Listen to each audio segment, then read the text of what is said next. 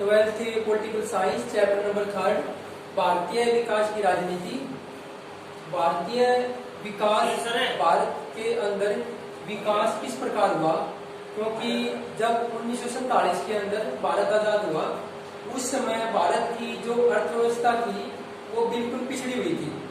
तो इसलिए भारत का विकास करने के लिए देश के अंदर विकास लेकर आना बहुत ही जरूरी था, और वो विकास निर्भर था राजनीति के ऊपर। अगर राजनेता अच्छी नीतियों का निर्माण करेंगे तो विकास भी तीव्र गति से होगा। तो इसलिए भारत के अंदर विकास को बढ़ावा देने के लिए विभिन्न प्रकार की योजनाएं चलाई गई, जिन्हें पंचवर्षीय योजनाएं कहा जाता है, जो 5 साल के लिए चलाई जाती है। सबसे पहले जो पंचवर्षीय योजनाओं पर जो ढांचा बनाया गया वो इस प्रकार है।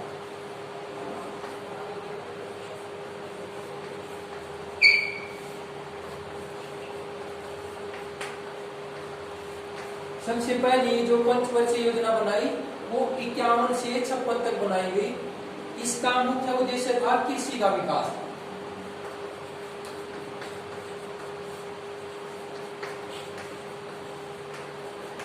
क्योंकि 1947 के अंदर जब भारत आजाद हुआ तो उस समय भारत की जो कृषि थी वो बिल्कुल पिछड़ी हुई थी।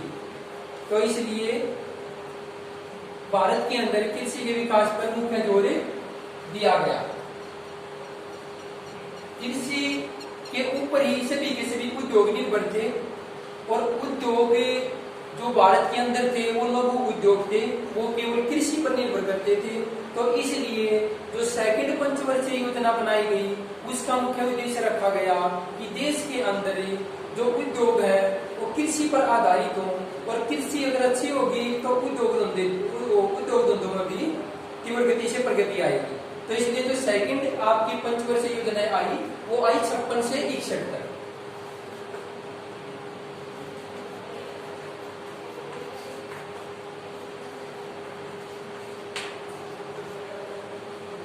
इसका मुख्य उद्देश्य था उद्योगों का विकास।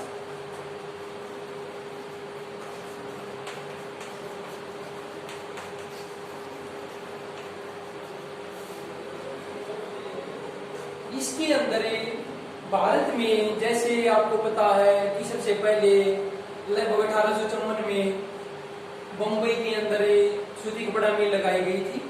उसके बाद गुजरात के अंदर अहमदाबाद क्षेत्र में, तो जहां पर सूती कपड़ा मिल लगाई गई तो वे उनके अंदर कपास की आवश्यकता पड़ती थी।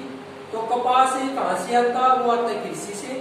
तो ये कृषि का विकास करना सरकार का एक मुख्य लक्ष्य बन गया। तो सेकेंडरी जो आपकी जो पंचवर्षीय योजना है उसके अंदर उद्योगों को मूलतः सबसे ज्यादा उनके विकास पर जोर दिया गया। उसके बाद जो तीसरी आपकी पंचवर्षीय योजना है, जो थर्ड है,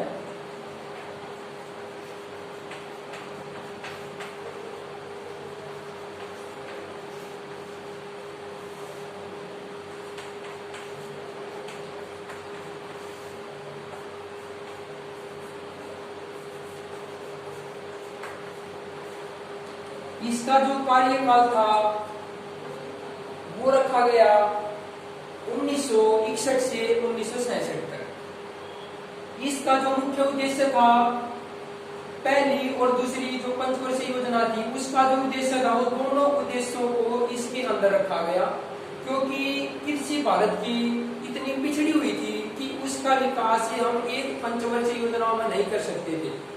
उसका विकास करने के लिए हमें समय चाहिए था, और जो उद्योग कृषि पर निर्भर थे, जब कृषि का विकास नहीं होगा तो उद्योगों का विकास कहाँ से होगा। तो इसलिए कृषि और उद्योग में जो कमी रह गई थी उसको पूरा करने के लिए तीसरी पंचवर्षीय योजना के अंदर दोनों उद्देश्य रखे गए, कृषि का विकास और उद्योगों का विकास।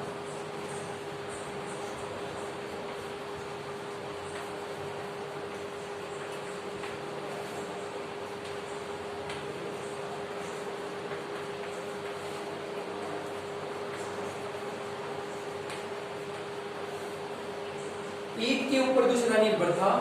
सभी के सभी मूल्यतः जिस समय 1951 के समय भारत के अंदर लगभग 82% व्यक्ति 82% व्यक्ति 82% व्यक्ति खेती करते थे, और खेती का जो उपज उनकी जो फसल होती थी वे उद्योग जो लगाए हुए थे, जो बड़े बड़े उद्योगपति थे, उनको बेच देते थे।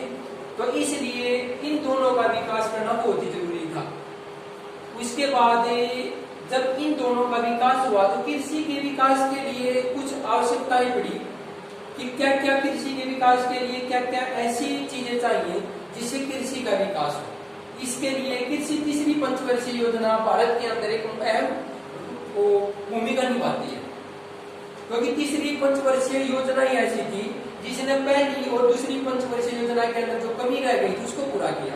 कृषि के विकास के लिए भारत की सरकार ने क्या क्या किया, तो भारत की सरकार ने सबसे पहले कृषि के विकास के लिए सिंचाई,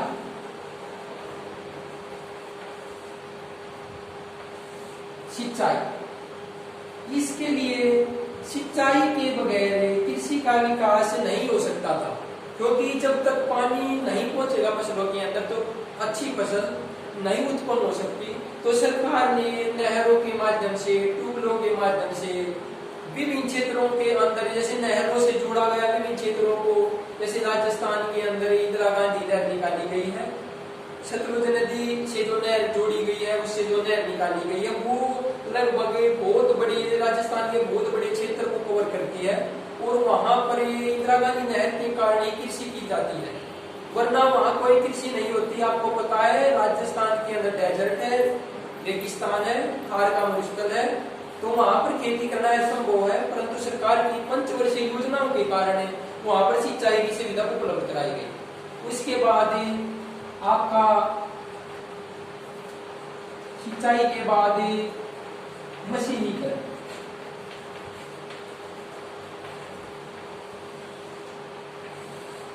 जो कृषि थी वो हाथों से नहीं की जा सकती थी, क्योंकि भारत के अंदर बहुत बड़ी तादाद में व्यक्ति कृषि करते हैं, और जो कृषि करते हैं वो हाथों से ही करते हैं।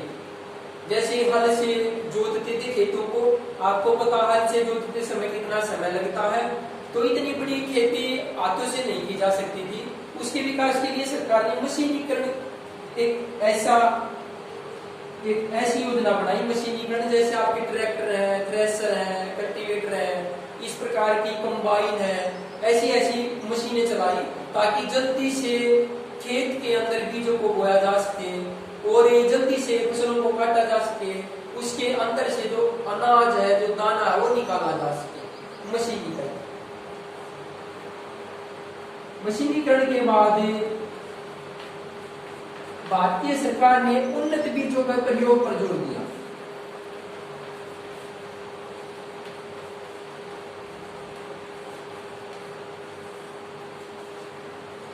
अगर जो उन्नत बीज है, अगर एक बीजों की जो किस्म है अगर वो अच्छी नहीं होगी तो फिर फसल के अंदर जो उपज होगी वो भी बहुत कम होगी।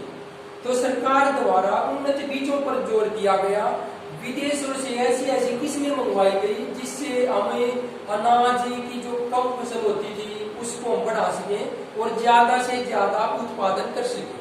तो उन्नत बीजों पर जो जोर दिया गया वो भारत की कृषि के विकास में एक अहम रोल निभाता है। उसके बाद इसके अंदर सिंचाई, मशीनीकरण, उन्नत बीजों का प्रयोग, उसके साथ बिजली की सुविधा।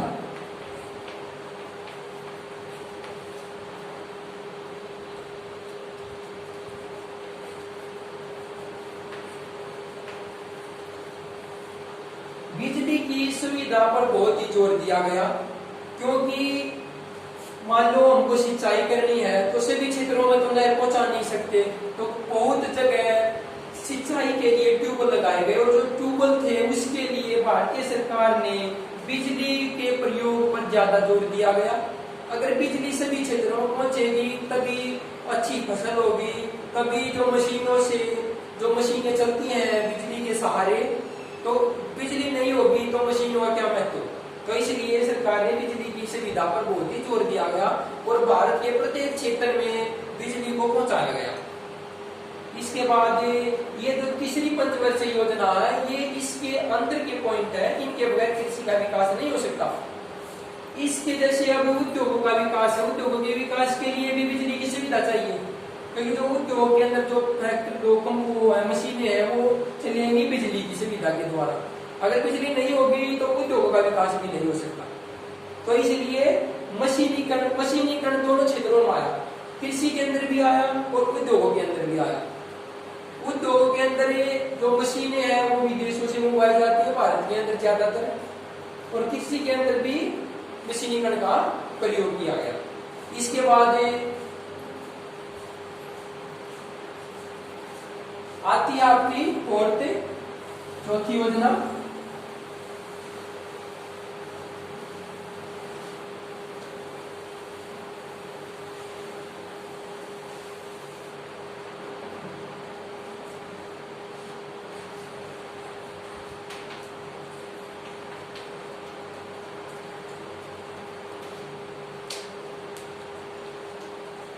अब जो पंचवर्षीय योजना है उससे पहले भारत की सरकार ने भारत के अंदर देखो, इसके बाद फिर आपके सामने डेट रखता हूं। जो पहली थी 1951 से 56, जो दूसरी थी वो 56 से 61, जो तीसरी थी 61 से 66। अब जो चौथी पंचवर्षीय योजना आई उससे पहले भारत के अंदर पाकिस्तान के साथ युद्ध छिड़ गया। भारत और पाकिस्तान का जो युद्ध था वो 1965 के अंदर युद्ध हुआ, भारत पाकिस्तान युद्ध।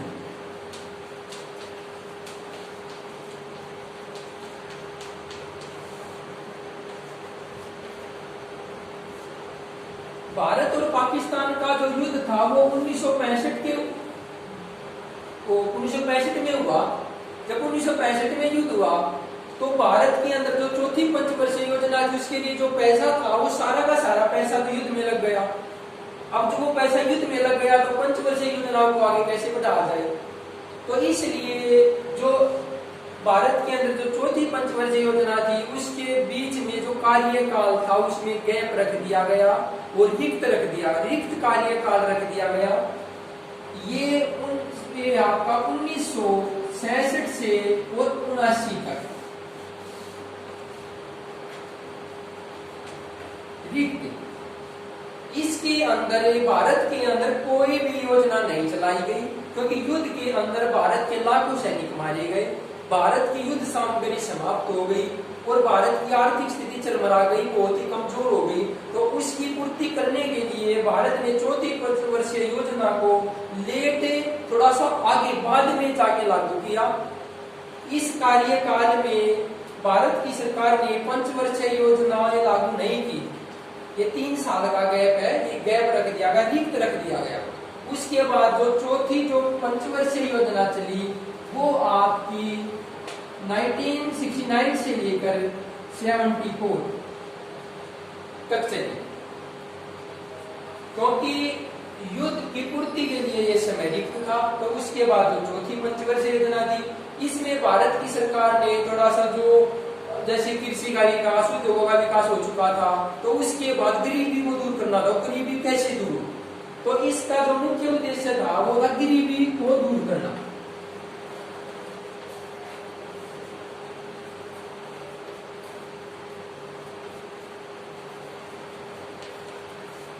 अब गरीबी को दूर करने के लिए भारत की सरकार ने रोजगार के नए नए अवसर निकाले।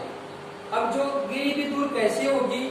कृषि के साथ साथ गरीबी दूर होगी, परंतु इतनी ज्यादा नहीं होगी जितनी होनी चाहिए, क्योंकि कृषि जो करते थे उनको कौन फायदा होता था? ज्यादा फायदा होता था रोजगार से। जो व्यक्ति नौकरी करते थे, तो सरकार ने ऐसे ऐसे नए नए अवसर निकाले ताकि व्यक्ति गरीबी दूर हो सके। तो इसके लिए एक और तथ्य जुड़ गया साथ ही साथ गरीबी को दूर करने के लिए रोजगार के अवसरों की प्राप्ति। ये जो निर्भर था वो था रोजगार के ऊपर।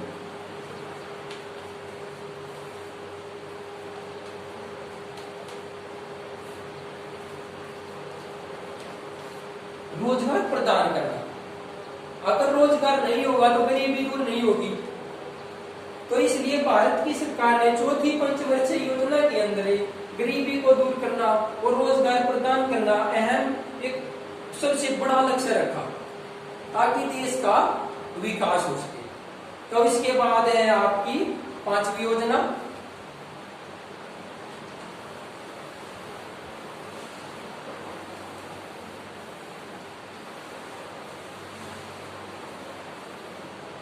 जो 5वीं पंचवर्षीय योजना है आपकी, वो आपकी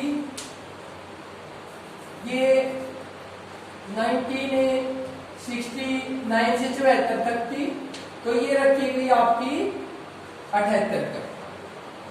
आपको पहली, दूसरी, तीसरी, चौथी नहीं बोलनी है, उनको साथ की साथ आपने लेकर चलना। अगर वो, क्योंकि भारत के अंदर ये लगभग 12 पंचवर्षीय योजनाएं पहले बीत चुकी है, उन 12 की 12 को जब तक हम याद नहीं रखेंगे तो हम आगे की कोई याद नहीं रख सकते। तो इसलिए उनको साथ की साथ हम लेकर चलेंगे।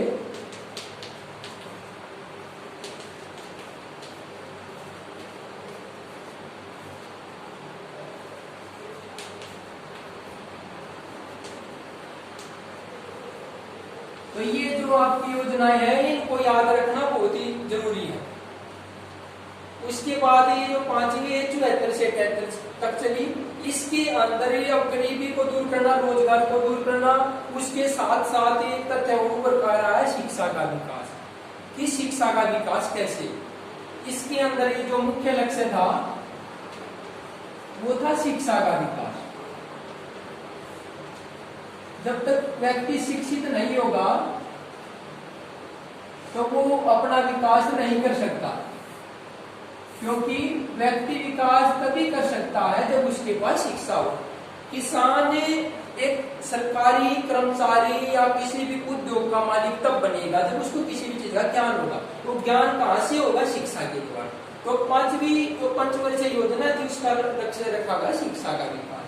उसके बाद आपकी 78 के बाद फिर 2 साल का गैप रखा गया। ये आपका रख दिया गया 78 से 80। इस बीच में जो स्थान था वो रिक्त, ये रिक्त कार्यकाल।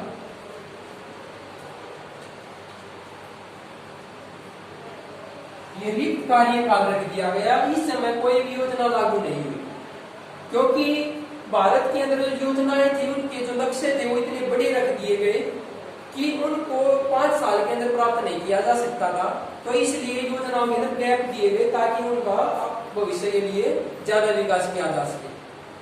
उसके बाद आपकी 6th है, ये चली आपकी 80 से 85 तक। इसका जो मुख्य लक्ष्य था, इसके अंदर रोजगार के अवसरों को प्रदान करना, शिक्षा का विकास, साथ ही साथ चिकित्सा क्षेत्र में वृद्धि करना। जो चिकित्सा क्षेत्र है उसके अंदर भारत के अंदर मृत्यु दर ज्यादा थी उस समय, तो इसलिए मृत्यु दर को रोकने के लिए और साथ ही साथ जन्म दर को कम करने के लिए भारत के अंदर जितने भी जैसे हॉस्पिटल है उनकी सुविधा प्रदान की गई। तो इसका मुख्य लक्ष्य रखोगे सबसे पहले शिक्षा, उसके बाद चिकित्सा,